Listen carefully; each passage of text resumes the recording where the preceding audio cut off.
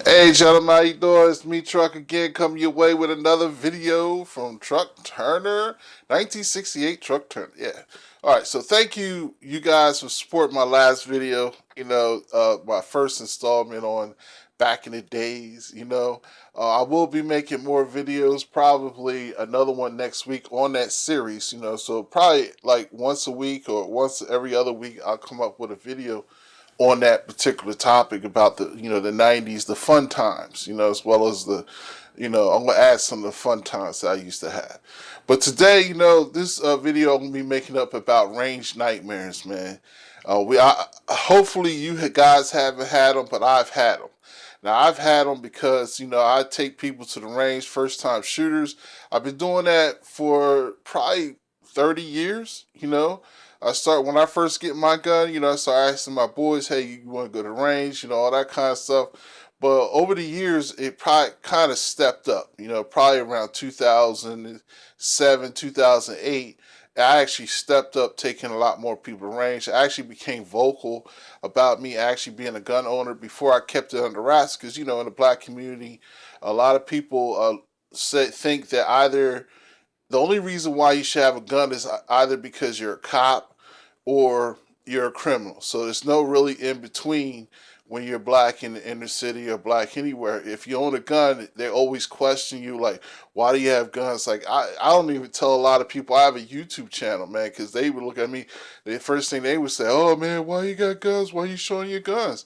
They're gonna know you got guns." I said, "Look, they don't even know the federal government knows I have guns. Both the states of Pennsylvania and New Jersey know I have guns. You know what I'm saying? Because I bought guns in both states, lived in both states, so they know I have guns. So the only people that didn't know was you, like young lady or young man or old dude, old woman. So basically, this is one of the reasons. I have three stories I want to share with you. These are some of the reasons why I haven't actually gone to the range in the past 2 years. Okay, and here's the first story. About 7 or 8 years ago, when I was married, my ex-wife's best friend and her cousin came down from New York, from Brooklyn, right? So they brought their husbands with them, and they wanted to go shoot. One of the guys, basically, he had been shooting before. He knew how to load magazines. He knew how to handle a gun. He knew how proper sight alignment. He just hadn't been shooting for a long time, maybe he said about 10 years. So he wanted to go refresh himself and refresh the skills. And the other guy, he was a newbie. He never been shooting. He always wanted to do it. He said it was on his bucket list, something he wanted to do. So, okay, my ex-wife and her friends and her friend and cousin, they stayed home talking about us, whatever they doing, preparing food for when we got back.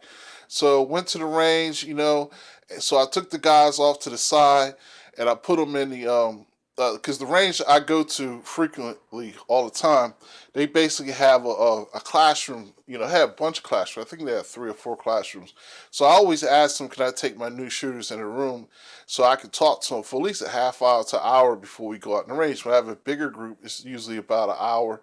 But if these two dudes, you got two people to show how to sight a line, hold a gun, teach them the rules of the range, keeping the gun down, pointed down range at all times, how to handle a gun on the range. So I went through the whole schmeal with them. And so I'm standing next to the newbie mostly because the other guy, he was familiar. All he needed to learn is a few things. He was getting back on his mark. And but the new guy, man, I was next to him. I was watching him, so I watched him for at least a half hour, 45 minutes before I said, okay, he's good to go. So what I did was I basically took I was taking everybody's magazines, these two guys' magazines, and I would help them load it. I was helping them load their magazines so they can shoot faster instead of having to shoot, then stop, load a magazine, and do the whole thing. So I just sat in the back of the range and I took all the magazines and I started loading them for them. So basically, while I was sitting there loading the magazine, no more than 15 minutes after I left the newbie alone, basically this is what I see him doing. Now he had my 8040 Beretta 40 caliber. This is my SIG, And the reason why I'm using this example, I don't have the Beretta anymore because this is actually hammer fired and not striker fired. So he had my 80-40 and he was shooting, right? He was doing pretty good. He was on target. I watched his target. I could see the targets getting hit. But what he did, man, out of my surprise, man, and it scared the I don't know what out of me, man. He took the gun for some reason and did this. He looked down the barrel of the gun. Excuse me, fellas, this gun is not loaded. There's no magazine in it, right? He took the gun just like this, right? And when he lowered the gun back down, guess what happened? It went off. And it hit the ceiling above him, so all the tiles, ceiling tiles and all that stuff, it started raining ceiling tile, uh, uh, ceiling tile blood and guts, right? So, it's kind of funny because one of my boys lives in D.C. When I told him this story, man, he wouldn't stop laughing. I said, yo, that wasn't funny. Because, man, my heart dropped straight down to my shorts, man. Almost hit my ankles. You know what I'm saying? My heart just dropped, man. I was like, this dude almost shot and killed himself with my 40 caliber, and I had some hot loads. I had some of the lawmen and the lawman rounds. Anybody know about lawmen? They make this ammo for practice for law enforcement that actually mimic the Spear Gold Dot. I used to keep Spear Gold Dot in that 80-40, and that means the grains in the lawman is as heavy as the grains in heavy in the performances matches the gold dot, right? So basically, he almost blew his head off with some heavy practice rounds, right? And after he does it, he drops the gun. He's like, oh, and he throws his hands up like, oh, right? And I'm like, yo, man, pick that gun back up. Forget what you just did. Don't do it again and keep shooting. Because I didn't want him to drop it like, get all in a tizzy. You know what I'm saying? You don't quit. You just keep moving. You make mistakes in life. Unfortunately, he almost made a unretractable mistake of taking his own life or maiming himself forever. But, I encouraged him to keep shooting. So he kept shooting. He shot at maybe 100 rounds. And so that was the first story, man. That was crazy, man. Almost the other guy didn't see what happened. I didn't even tell him what happened. And matter of fact, I haven't really told this story, but maybe 3 or 4 times. You know what I'm saying? Since then. So that's the first incident.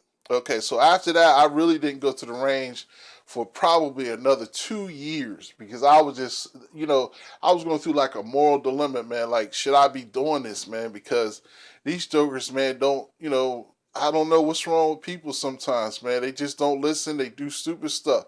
And if you're not up on them and you're not next to them, they just do what they want to do and they can kill somebody, right? So the second instance happened about 3 years later, right? I had went to the range before this incident, but about 3 years later, I decided to call up some pastor friends of mine that I had known for years.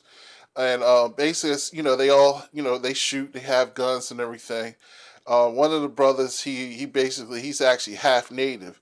And he actually, he goes to like those powwows and all that. So he's been hunting since he was a little kid, bow hunting, every type of hunting that you can imagine he's done.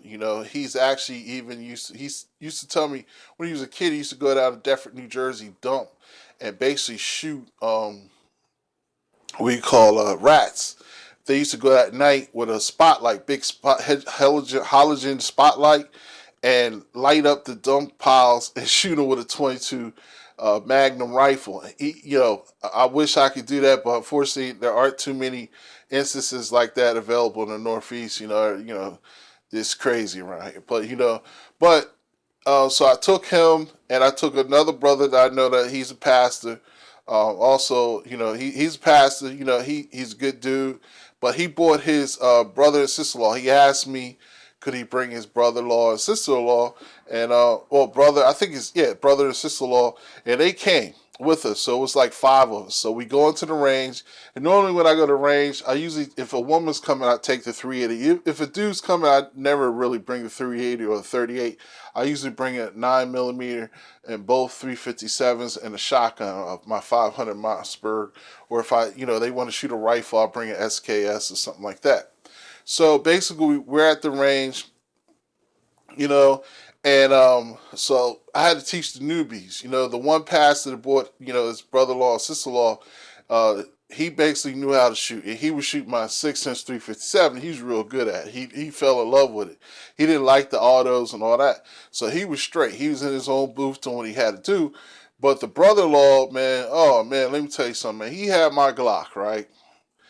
And man, he gripped my gun so hard with both hands, right? Yo, it looked. Could have swore he was gonna break my gun.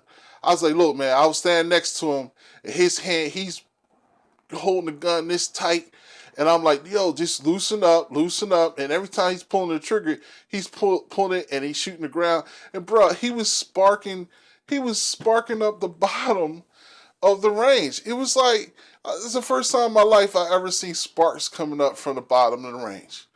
In my entire life, I have never seen anybody shoot the floor every single round and sparks come up. Choom, choom, choom.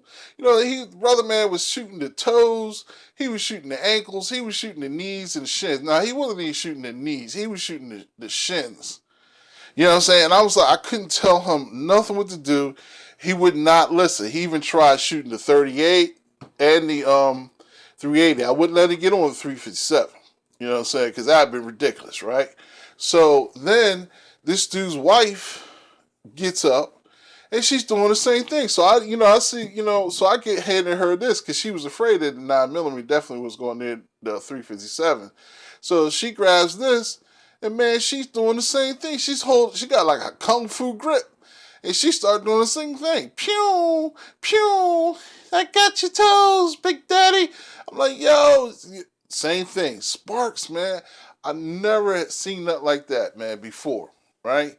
So, matter of fact, it was so bad that the other pastor that came by himself with a shotgun, he bought a shotgun because he's an avid hunter, and he really, he's like, he's actually a law enforcement as his profession, so he doesn't really like take his handgun out too many times because he's good, right?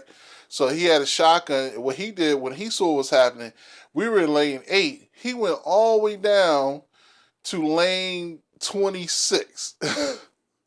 When he saw them sparks, man, he was alarmed. He got up, he packed his stuff up and rolled. You know what I'm saying? So after that incident, I was just like so wore out from that. I took too much ammo, and I said to myself, man, I can't be doing this. And so I didn't go shooting to the range, shooting at the range for maybe another 2 years after that. But this is the last and final straw that happened to me. The reason why I haven't been shooting in the range the last 2 years, really just taking other people to the range the last 2 years, is because this chick that I know for probably 10, 15 years hit me up on Facebook. Because normally what I would do is I put out a little blast up on Facebook. Hey, if anybody wants to go to range, we can go. I'm going this Saturday or Sunday or Monday. Well, not Monday, but one day during the week. And this is what you need, and this is how much you need to bring. I have the guns. If you want to rent something else, the range that I used to go to, they rented things all the way up into a 50 caliber, 500 Smith & Wesson. So you could even an automatic 9mm rifle. So I told them, in the post about that. So she was hitting me up, and I was like, man, I don't know about her, man, because she's hard headed. Years ago I showed her how to like buy houses off the HUD list and all this kind of stuff because my family's involved with that. I think the family had at one time up to 40 rental properties and was selling houses and all that kind of stuff. So basically, I showed her how to do. I started her. She actually did very well. It was hard teaching her, but she did catch on her own. Because even though she was making a lot of mistakes to start with. But she caught on and she moved forward. But then she contacted me about this gun stuff because her and her daughter were thinking about a gun to protect their home because they had moved into an investment property to hold on to it and then sell it. And it was in a not so good area. So basically, I took her. I didn't want to go, but I said, okay, in the interest of two women living in the inner city, an investment property, not having anything to protect themselves except a bat and a knife, right? So I said, I'll take them. And, I really didn't want to go, but I said, I'll go. I'm a nice guy like that, right? So that Saturday morning, I did not want to go, man. I was like, I hope they don't call me. I hope they don't call me. So they called early in the morning. I was like, oh, here we go. And she called, and I told her, look, this is the deal. I'm not charging you to go to the range, but you got to pay my range fees. Normally, I don't do other people like that, but I did that hurt like that with her because I knew she had the money. And I knew she, she was a pain in the butt, to be honest with you. So basically, I told her you got to pay for the range fees. I'm going to bring ammo because I have I always keep a stash of ammo just like you guys. So it would actually be cheaper and faster if she would just buy the ammo from me for what I pay for it because I buy in bulk than actually go out to Walmart or some other place to buy the ammo. So, she agreed on the phone and everything. Then we got to the range. I drive up, she's following me, she parks, I park, and she comes over to the car. I say, hey, look, check this out. Go to the range master. It's a little booth. It's an outdoor range. I love shooting outdoor range for obvious reasons. It's always nice outside. Just about all the time nice outside. It's less noise. You don't go home smelling like gunpowder and everything else. So basically, she goes in. I tell her just pay for the three of us and come back, and we'll drive down to the pistol range because it's a pretty nice size range, right? So, man, so she goes in and she only pays for herself and her daughter. I said, well, where's my card? It's like they give you like this little card or ticket that they punch so that you can get on the range. They know that you paid. She didn't pay for it. I said, well, I told you that you had to pay my way in and then, we can go shooting. So then she reluctantly goes back in, pays for it, hands me the card with an attitude. I'm like, okay, you know what I'm saying? So I drive over, they follow me. I go to my trunk, grab all my stuff, right? We go down into the range, and I set up everything, and I give them a little lesson, the complimentary lesson, right? Spent about a half hour showing them, range rules and all that. They didn't have a classroom, but I did it outside before they touched the guns. And man, let me tell you something, man. Her and her daughter didn't listen to a word I said, man. If this, now on, if I take somebody to the range and they're not listening to me, I'm just packing my guns up and I'm leaving. Matter of fact, I'm going to tell them before we get there, hey, look, if you don't follow directions, I'm packing the guns up. I'm taking the gun from you, packing up, and I'm leaving. I'm not, this is serious business. This is a gun. These are unretractable tragedies that can happen with a gun. So you must listen. So basically, I'm up, she's up there. I gave her, started off with a 9mm. I didn't take the 357 or any of my 357s, right? So I give her this, and here we go again. She's holding the gun so tight, right, that it's shaking like this, man. And then she's pulling the trigger. She's anticipating. Pow. She's doing this. Boom, boom, jerking, anticipating. She's doing all that, right? And she's hitting the ground. And now in this particular range, it had a sand floor, right? It had a sand floor and like a wood trellis, like outdoor range type thing for the ceiling, right? But it was still outdoor, right? To stop the bullets from rising over the berm, right? So basically, she's shooting the dirt, man, and then I'm trying to instruct her, and every time I instruct her, man, she's like, I say something, she's turning to me like her whole head and her whole body in the gun. I'm like this the whole time. I must have pushed that gun away from her 500 times that day, and her daughter too. Her daughter was doing the exact same thing. All right, so basically, she's shooting the berm, she's shooting the roof. It was wood stuff falling down from the trellises.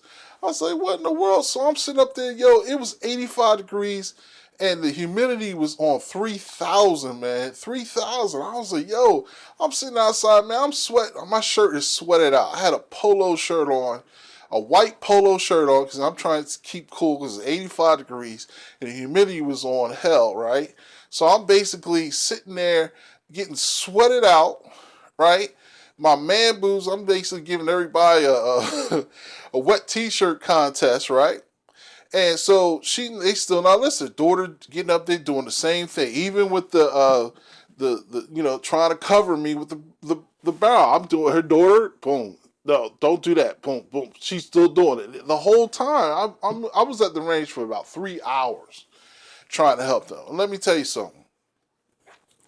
It was so bad that the other guys that were at the range, you know how it is when a newbie comes in and they know you're a fresh start. Everybody wants to help you. That's the range. That's just how it is, right? Especially for females. Female come in, she don't know what to do. Every dude in the place wants to help her. Even the other females were there were trying to help her too, right? So they come over, they try, and she's doing the same thing, and she's still trying to cover them. You know what I'm saying? They're doing the same thing, pushing away, right? And they still hitting the dirt. I'm telling you, the whole time for 3 hours, they did not put but 3 bullets on that target between the both of them. 3 bullets on the target. Three. You know what I'm saying? So after that, basically, they gave up. These two dudes, they gave up. Then the range safety master slash instructor, he walked over, and he took over, right?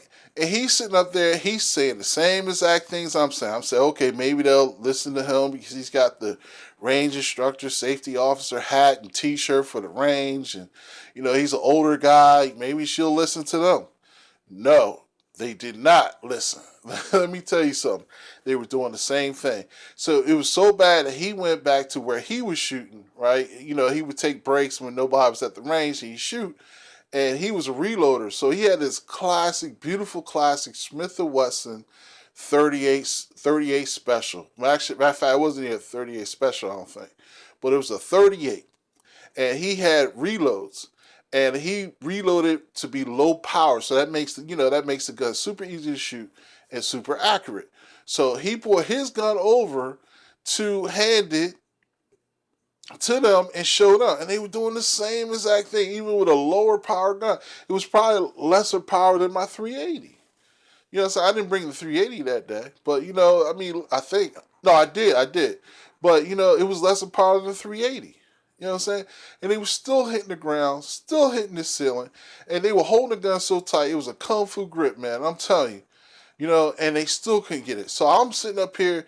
So he gives up. He walks back, like shaking his head behind their back, like, oh, they looking at me like, man, I don't know what to do, right? And matter of fact, after after all that went down, he came over to me and said, man, we really appreciate what you do. You bring all these new shooters. But, he was like looking at them like, whoo, that was rough. I was like, yeah, it was rough. So basically, I get back up because I don't like giving up. I bought it probably, my typical 300 rounds of ammo, right? So basically, I bought that. We still had ammo left to shoot. So I tried again. And, I got up, man, this time, man, and I smelled a hoagie. I was like, yo, somebody eating a hoagie on the range? Well, that's unusual. I mean, it's an outdoor range. People do what they want to do sometimes, but man, I said, no. I said, I'm looking around, nobody eating. I looked up, picked up my arm, man. Man, dude, I was so hot, so sweating because of the humidity. And because I had a nervous sweat going on too, because every time they would, somebody would come up and try to teach these two females, it looked like they could get hurt. So I was nervous, right? So I had the nervous sweat and I had the hot big boy sweats. Man, I started smelling like a hoagie, man. Like, I was like, man, I got onions under my pits, man. I was so upset, man. My right guard went left. I was so mad. So I got up for a couple minutes. I said, I'm about to wrap this up because I can't be sitting up here smelling like a hoagie in the middle of a range, outdoor range with the wind blowing, the hot wind blowing. So I packed up everything, about 15 minutes later. We're walking to the cars and I said, hey, do you have the money for the ammunition? She said, here. And she got the money folded up. And I'm an OG. I know better. When somebody fold up money, that means they shorted you. Back in the day, whenever somebody dealt with you right, legitly, they would have the money fanned out so you can count it before it gets in your hand. the shysters will always have it folded up so that you cannot tell what it is until they're long gone. She shorted me for the money for the ammo after all of that. So after that, I did not go to the range for, I don't know, I guess it's been 3 years, no, 2 years, 2 years, 2 years. You know what I'm saying? And again, I thank you guys for watching my videos and all your support. Don't forget to add me to Instagram. I know this has been a very long video, but hey, it's 3 stories for one, for one video. If you don't finish it today, come back and visit tomorrow. But thank you guys. Don't forget to subscribe to my Instagram. I hope you're well in the Lord. I pray the Lord is with you.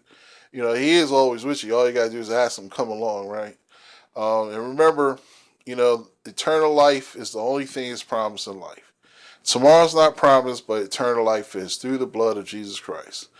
In the name of Jesus, I ask that, Lord, you bless my viewers and the hearing of my voice. In the name of Jesus, I pray, man.